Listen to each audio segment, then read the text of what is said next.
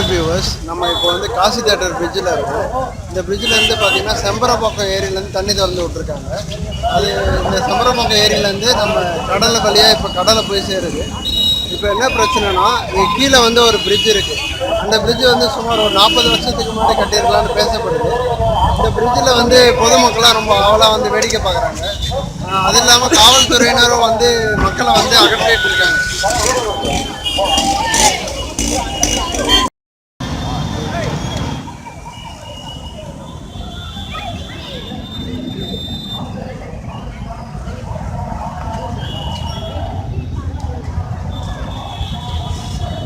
வாங்க அப்படியே போகலாம் வாங்க.